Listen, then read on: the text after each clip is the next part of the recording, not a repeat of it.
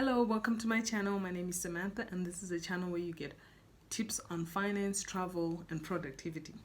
If you enjoyed this video, please give it a thumbs up and don't forget to subscribe. If you've already subscribed, thank you so much.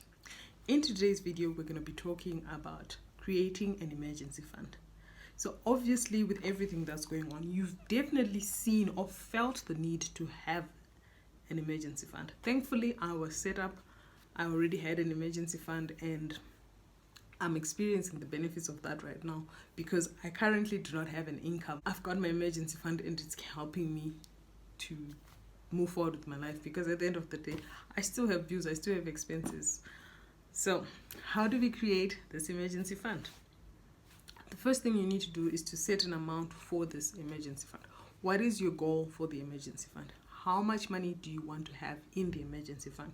So maybe how you set this goal is determined by what you define as emergency. For me, loss of income is one. Vehicle emergencies, medical emergencies. Yeah, those are the main emergencies that I can think of, right? But I, however, have two emergency funds. So I have one for my car and I have one for my other emergencies because over the years, I've seen how much comes up from my car. I have to replace the shocks, I have to replace the tire things, and I have to replace the cam belt, what. So I just created a separate account for my car and a separate account for my other expenses.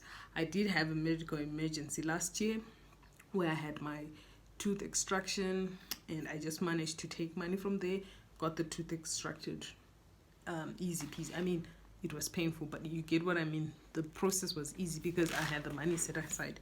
I didn't have to swipe my credit card. So first thing, set the amount you want to have in the emergency fund. Second thing is to create a realistic budget. So you still have to do your budget. You still have to determine how much each month you can set aside, or each check you can set aside to put in your emergency fund. And then the next thing would be to choose a place that is easily accessible. So I bank with FNB, but my emergency fund is with the Capitec. It's still it's a savings account. So it's still quite easy to get, but it's not with my regular account.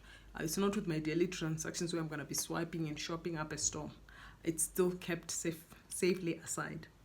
Then the next thing is to automate your savings. So you've decided your amount that you're going to put in. Then you just set an alarm, or I don't know what it's called, stop order or something. You set that to say on the 28th of every month from FNB to Capitec 500. And it takes the stress away from having to remember this every month. Even though if you're good with your budget, you look at your budget every month. But this makes things easier. Your money goes to your savings, to your emergency fund quickly and easily. Then the last thing is to keep adding to your emergency fund. So you can't just say, I've saved 500, yay, that's enough. No, you have to keep adding to it.